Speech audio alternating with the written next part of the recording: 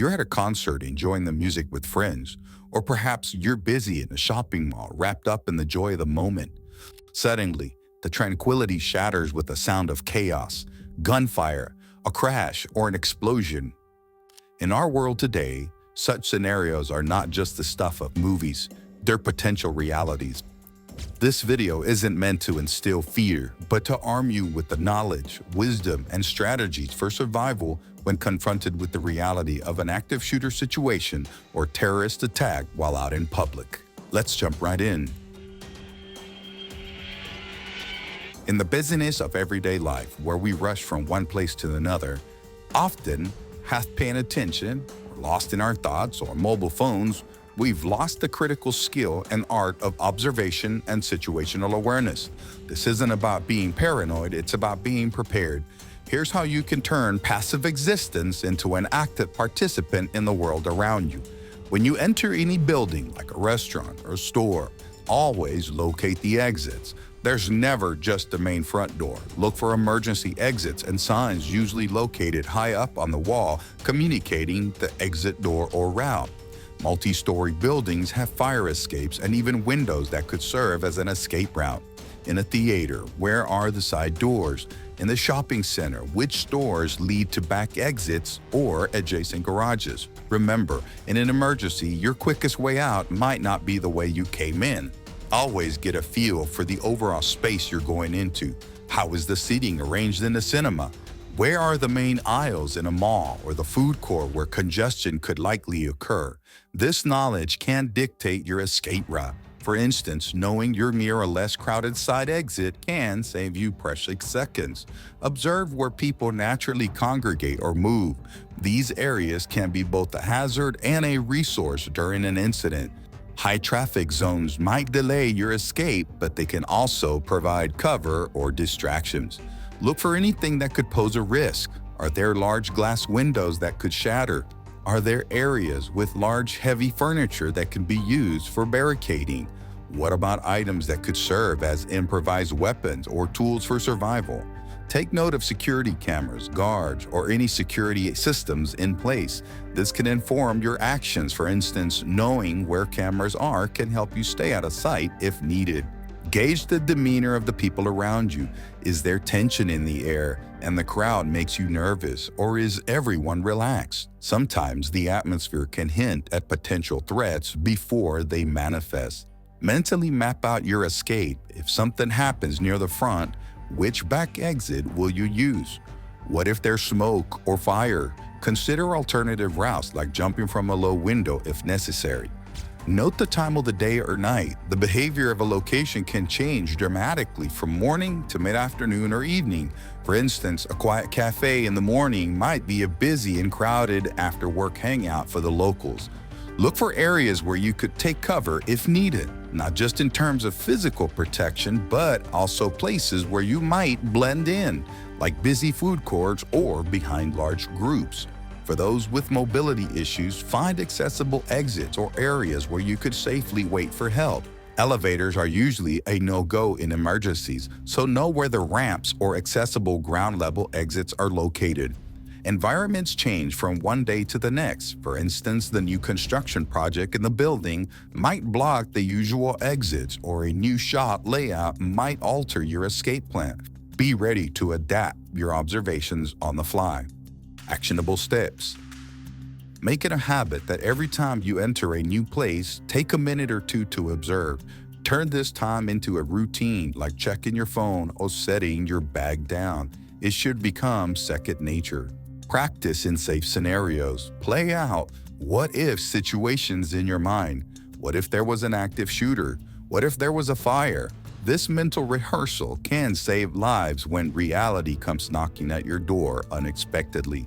Don't forget about the super technology in your pocket.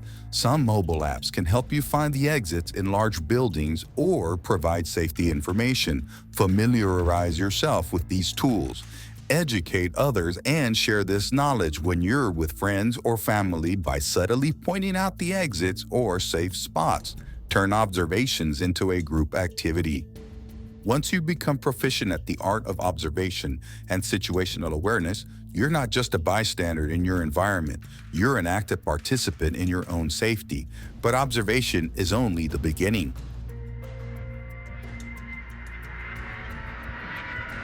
When danger strikes, the human mind can play a very cruel trick: denial. In those critical first moments, we might tell ourselves it's a harmless kid's prank, a noise from a movie, or anything but what it truly is. Here's why and how you must break through this natural barrier. The first step is understanding what a real threat looks and sounds like. Gunfire isn't like in the movies, it's sharper, more chaotic. Explosions have a distinct shock wave you can feel. Familiarize yourself with these sounds through safety videos or even simulations if possible.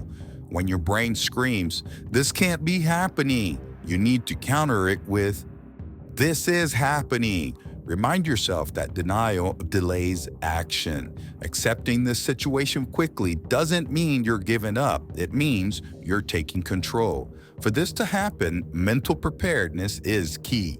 Visualize scenarios in advance. What would you do if you heard gunshots in a mall? How would you react to an explosion at a concert? This isn't about fostering fear, but about preparing your mind to bypass denial. In an emergency, your senses are heightened. Trust them. If it smells like smoke or gunpowder, if you feel the ground shake from an explosion, these are your cues. Don't wait for a second confirmation. Your body is already telling you what's happening. Beyond the sudden sound, look for signs of distress in others. Are people running? Are they ducking for cover or running in a certain direction?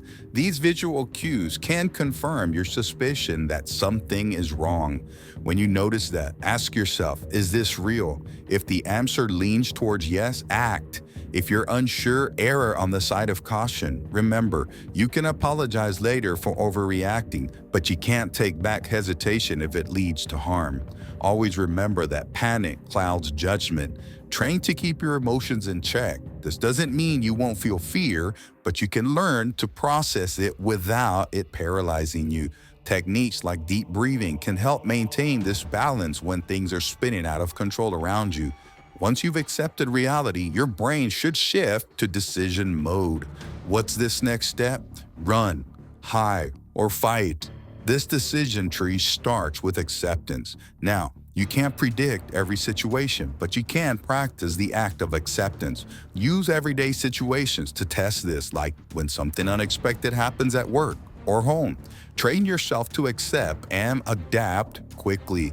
Teach those around you about the importance of quick acceptance. If everyone in your group can snap into action mode without delay, your collective survival rate increases.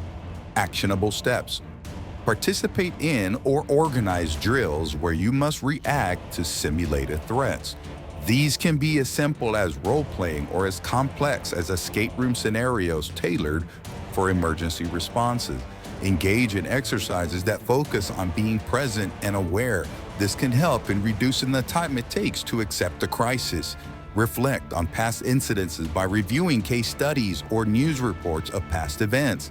Analyze how quickly people accepted the situation and how it affected the outcomes. Play games or do exercises that require fast decision-making under stress. This can be anything from quick response puzzles to simple decision-making under strict time constraints.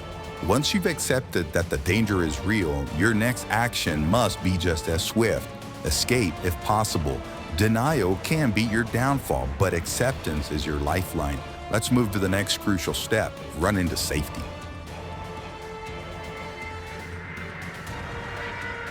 In a crisis, every second is borrowed time. When the opportunity to escape presents itself, your immediate response should be to run, not walk. Here's why speed is your best ally and how to maximize your chances of escape. The moment you identify a threat, if there's a clear path to an exit, don't hesitate. Your first instinct should be to move towards safety as fast as possible. Running gives you the best chance to escape before the situation escalates further. Leave your belongings behind. Nothing you carry is worth more than your life. If you're holding a shopping bag, your phone, or any personal items, drop them. Those seconds spent fumbling with possessions could be the difference between safety and danger.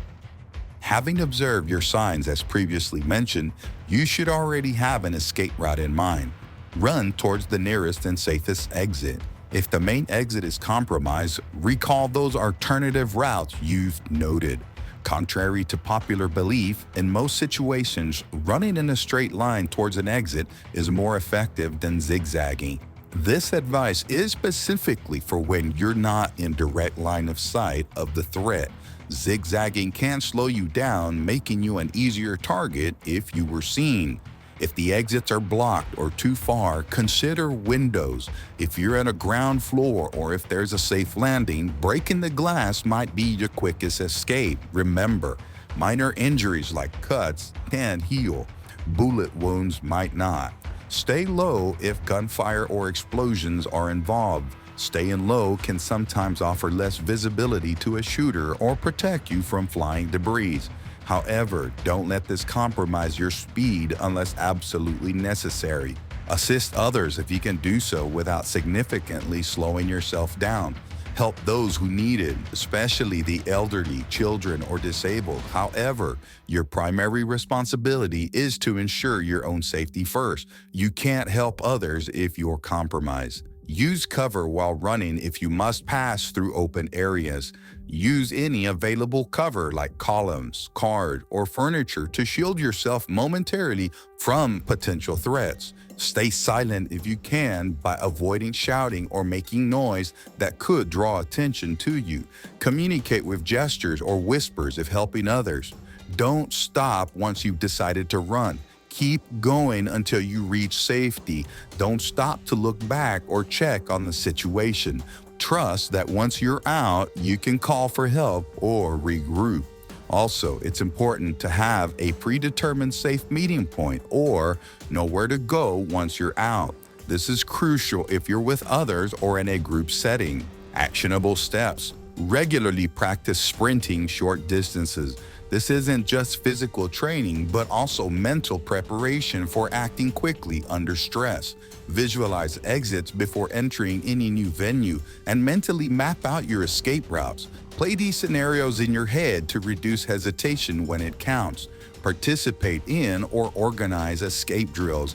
These don't need to be elaborate. Even a simple run from one end of the room to another can condition your response time. Always consider what you're wearing on your feet. High heels or flip-flops can be a liability in a sprint to safety. Mental conditioning is as important as physical health. Practice scenarios where you must decide to leave everything behind and run. This can go through visualization or actual drills in an appropriate environment. Running to safety might be your primary response, but what if escape isn't immediately possible? Then we shift our strategy to hiding effectively. Sometimes escape isn't an immediate option. When that's the case, hiding becomes your shield. Here's how to do it effectively, ensuring you remain undetected until it's safe. Look for places where you can hide out of sight. Ideal locations are those with solid doors or walls that can be locked or barricaded. Bathrooms, storage rooms, or even under heavy furniture can serve this purpose. Barricade yourself if you're in a room by using whatever is available to block the door: desks, chairs, or shelves. The more obstacles you place, the longer it will take for anyone to get through, which will ultimately buy time for rescue. If possible, turn off any lights in your hiding place to blend into the darkness. This reduces the chance of your location being spotted through windows or under doors. Silence everything like your phone, smartwatch, or any device that could make noise. Everything must be silenced or turned off completely. Even a vibration can betray your position. If you must, keep it on for emergency communication. Ensure it's on silent mode. Keep your body low to the ground. Voices carry, so if you must communicate, whisper or use nonverbal cues. Breathing exercise can help manage panic and keep you quiet. Sometimes the best hiding spots are the places where we wouldn't think to look, behind large items that are part of the room's decor, inside cabinets, or under a pile of coats that can work if you're silent and still. Stay away from windows or glass doors where you could be seen from outside or where glass could shatter inward, exposing you. Know the difference between cover and concealment. Concealment hides you from view while cover protects you from harm. If gunfire is a threat, prioritize places that could stop bullets, like behind thick walls, not just behind curtains. While hidden, keep your senses tuned for any updates or changes in the situation. Listen for signs of help arriving or for changes in threat's location. You may be forced to change tactics from hiding to fighting, or if you spot an opportunity, be ready to shift from hiding to escaping. Do not emerge from your hiding place until you are absolutely sure it's safe. Police or rescue personnel will announce their presence clearly and repeatedly. Actionable steps. In familiar places, know where you could hide effectively. This includes your workplace, home, or favorite public spots. Engage in activities that require silence and stealth, like playing hide and seek with rules for silence to get comfortable with moving quietly. Organize or participate in drills where you practice barricading doors with available objects in various scenarios. Use visualization techniques to imagine yourself in hiding scenarios. How would you react? How would you keep calm? Hiding can save your life when running isn't an option. But what if you're in a situation where you need both protection from view and from potential harm? Let's dive into finding true cover. When the bullets fly or when debris starts falling, knowing the difference between cover and concealment can be life-saving. Here's how to ensure you're not just hidden, but also protected. Just a reminder, concealment hides you from sight but doesn't stop bullets or blasts.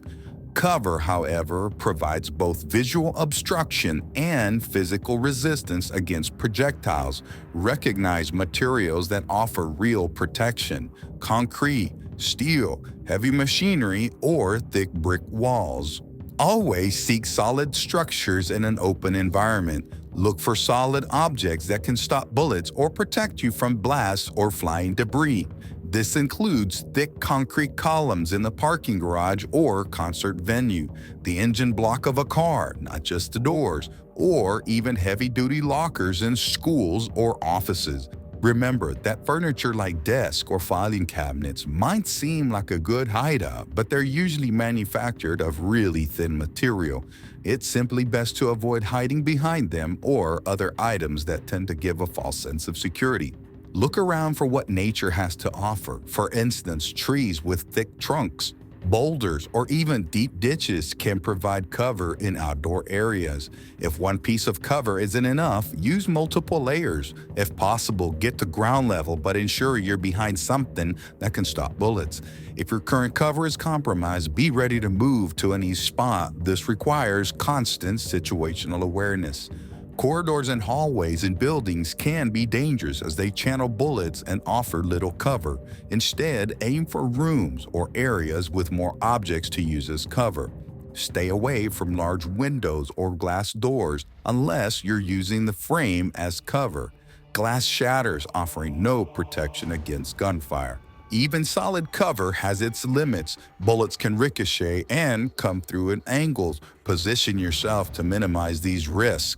Prepare for the aftermath while hiding behind cover. Think about your next move. What will you do if the threat moves away or if your cover is no longer safe? Educate yourself on which materials in your environment are bullet resistant. This knowledge can be applied in day-to-day life, not just emergencies. Practice spotting cover in any setting you enter as part of your observational habit. Identify potential cover spots. Make it a game or a challenge in safe situations to keep this skill sharp. Use video games, simulations, or even role-playing exercises where you must decide quickly on the best cover in various scenarios. Participate in or organize drills where finding cover is part of the exercise. This could be integrated into workplace safety drills or community preparedness events. Staying fit can help you move quickly to cover if needed. Physical capabilities can be crucial in reaching safety.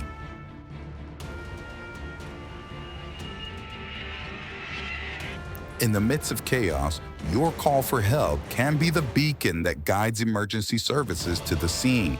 Here's how to ensure your communication is effective and swift.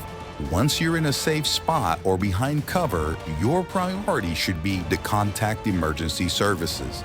Don't delay. Every second counts in these situations.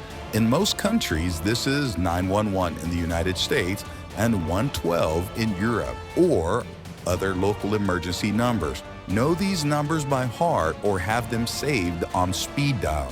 When you get through, state the nature of the emergency first, like active shooter or bomb threat. Then give your exact location. If you know the address, say it. If not, describe landmarks or intersections like the high school football stadium or movie theater on Main Street. Do your best to stay calm. Panic can make your report less clear. Take a deep breath before speaking to ensure your message is understood. Speak slowly and clearly. Provide as much information as you can safely.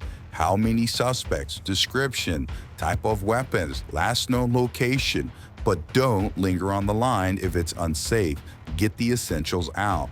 If speaking isn't safe, many emergency services now accept text messages for help. Text your location and the nature of the emergency. Unless instructed otherwise, or if it's too dangerous, stay on the line. Operators might give you instructions or updates. They can also hear background noise, which can provide additional context. Be prepared to move if your location becomes compromised while on the call. Inform the operator you're moving and where to. Keep the line open if possible.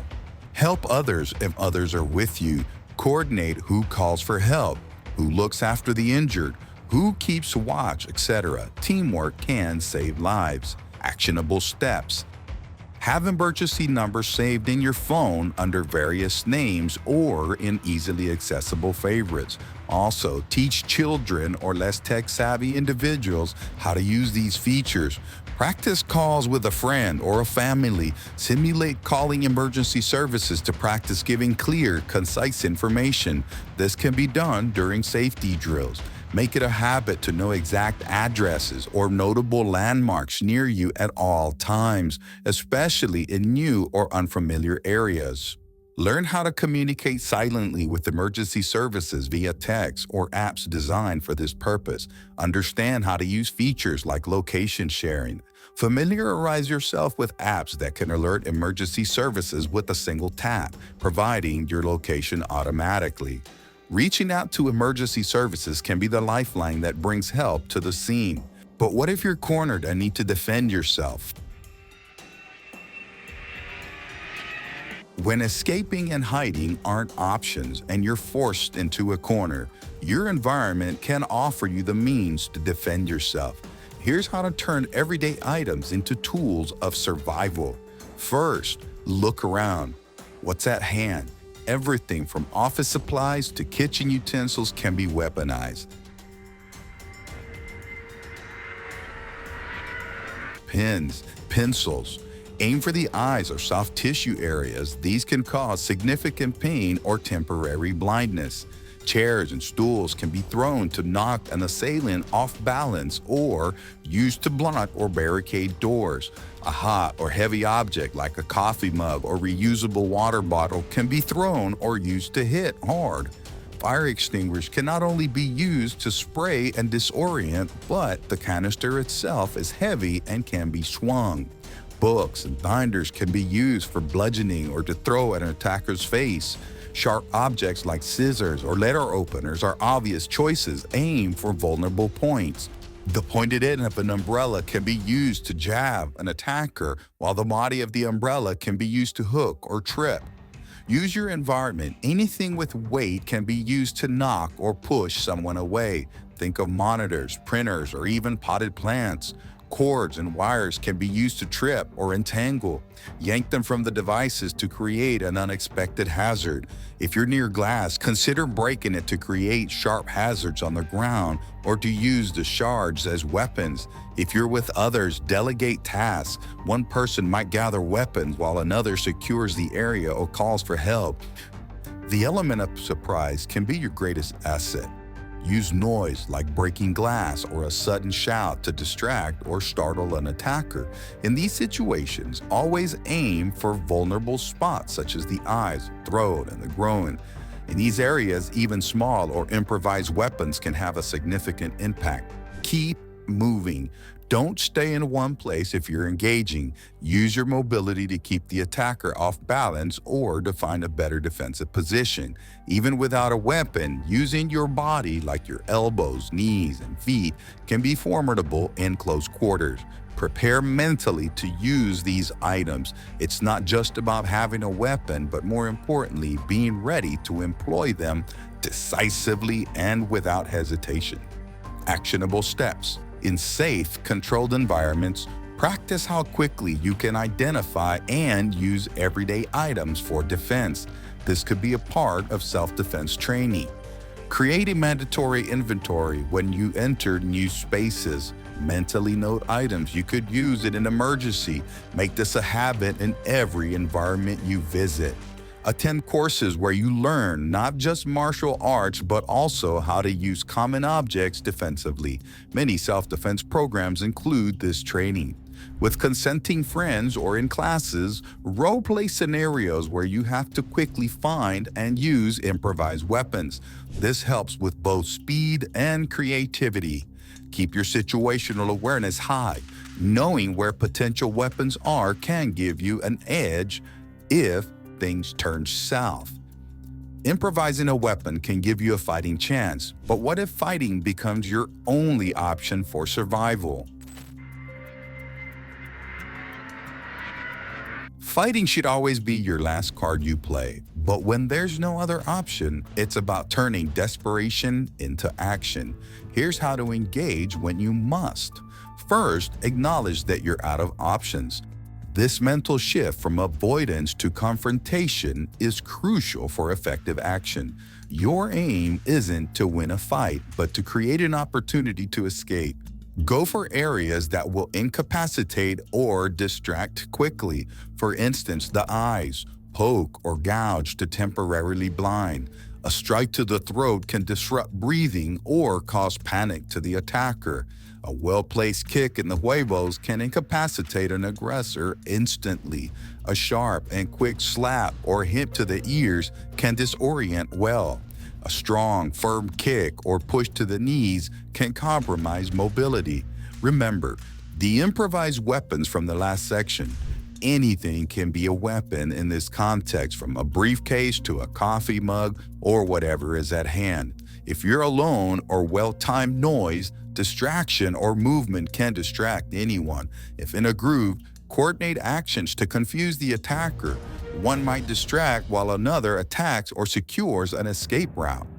If the situation allows, encircle the threat to limit their movements. Whatever action you take, be aggressive. This isn't a time for hesitation. Your aggression can be as shocking as physical force. Scream, shout, or use any psychological advantage. Don't stand still. Keep moving to avoid being an easy target. Use your environment to your advantage, dodging behind furniture or around corners.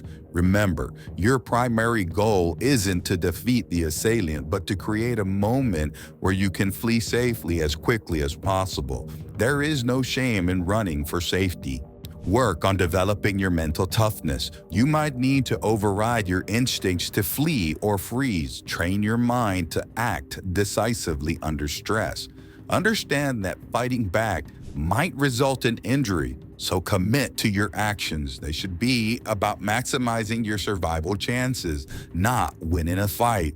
Once you've created an opportunity, don't linger. Escape, find cover again, or seek help immediately. Actionable steps. Enroll in self-defense classes that cover not just martial arts, but also scenarios where you must fight to survive. Focus on techniques for quick disengagement. Mentally rehearse and visualize scenarios where you must fight. What would you do if cornered in a hallway? How would you react if you had no escape? This mental preparation can reduce hesitation. Work on your physical conditioning by regularly exercising to improve your reaction time. strength, and endurance. Physical fitness can be crucial for both fighting and escaping. Practice fighting back in controlled environments or simulations with other like-minded people. Use soft weapons or protective gear to safely simulate real scenarios. At a minimum, learn basic first aid like knowing how to treat minor injuries after an altercation.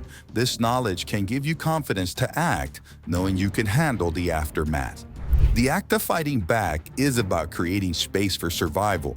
But even in the chaos, maintaining our humanity is crucial. In the darkest moments, our actions reflect our humanity. Even when survival is the priority, maintaining our compassion and empathy can save more than just ourselves. Here's how to stay human in inhumane situations. If you're in a position to assist without significantly endangering yourself, do so. This might mean guiding the confused by quickly directing those in shock or panic towards safety, aiding the injured if you can by providing basic first aid or helping someone to a safer location, comforting others by sharing a reassuring word or a calm presence can reduce panic and aid in collective survival. In a crisis, working together is often more effective than going solo. If you know something that could help others, share it. Whether it's barricading, hiding, or escaping, teamwork can multiply your chances. If you find yourself in a position to lead or direct others because you've taken the time to prepare, always stay calm. Your composure can be contagious, helping to keep panic at bay. Don't be afraid to make a decision. Quick, clear decisions can save lives when everyone looks to you for guidance. Even in survival mode, treat others with kindness and respect. Focus on solutions, not on who's at fault. Do your best to ensure everyone has a chance at safety. Remember that a few words of encouragement can boost morale and bring much-needed hope in a difficult situation. Look out for those who might not be able to fend for themselves, especially children, the elderly, and disabled. After immediate safety is secured, check on others and ensure everyone is accounted for. Learn from each other by sharing your experiences, including what worked or didn't in your group. Don't let opportunities to build or strengthen the community ties for future preparedness slip by. Actionable steps. Engage in or organize community drills where helping others is part of the plan, not just self-survival. Participate in activities that build empathy, like volunteer work or team-building exercises to prepare for leadership in crises. Ensure that you're trained in basic first aid, not only for yourself, but to assist others. Learn how to communicate effectively and calmly under pressure. This can be practiced in any group setting or through role-playing. Educate yourself on signs of stress and trauma, both in yourself and in others, to offer or seek help appropriately. Maintaining your humanity not only ensures our collective survival, but also our collective healing. But how do we make sure we're always ready for such situations? Preparation is the cornerstone of survival. By learning survival skills proactively, you not only equip yourself for emergencies, but also foster a mindset of readiness. Here's how you can arm yourself with knowledge and capability. Classes in discipline like Krav Maga or Brazilian Jiu-Jitsu teach practical self-defense moves. Many local gyms in your community likely have classes. Learn how to use everyday objects for protection through specialized courses or practical drills.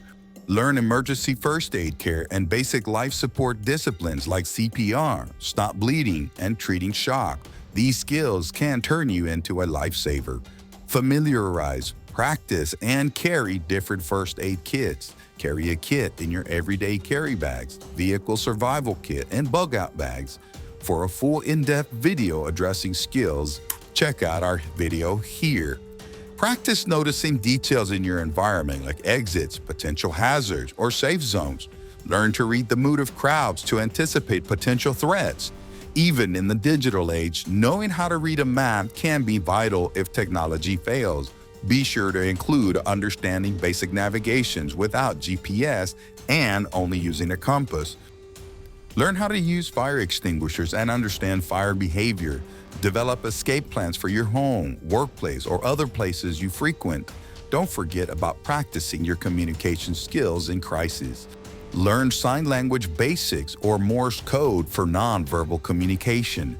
For stress management, yes, because these situations will create a huge amount of stress on you. Practice techniques like meditation or deep breathing exercises to keep panic at bay. Regularly picture yourself in various emergency scenarios to reduce response time. Participate in or organize community-wide or workplace-wide drills for various disasters. Build skills networks where neighbors know each other's skills and needs. Learn techniques for creating temporary shelters. Understand methods to make water safe to drink in a crisis. Actionable steps. Commit yourself to ongoing education by attending workshops, seminars, or online courses periodically.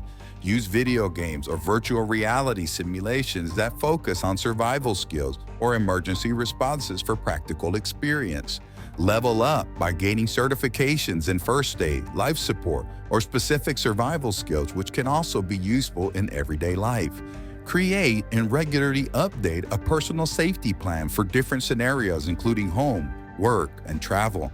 Share your knowledge with family, friends, and your community. Teaching reinforces your own learning and prepares those around you. Stay updated with books, articles, documentaries on survival, psychology of emergencies, and real-life case studies. Engage in Facebook groups or meetups focused on preparedness like community emergency response teams to learn from and with others. By proactively learning survival skills, we don't just prepare for the worst, we empower ourselves for any challenge life throws our ways. Surviving isn't just about individual luck, it's about collective knowledge, preparation, and action. Share this video with your friends and be on the lookout for our next video where we dive deep in how you can survive a home invasion. Subscribe so you won't miss that next video. Don't forget to check out some of our trusted and favorite products in the video description below. Remember, stay safe, stay prepared, and always stay ready.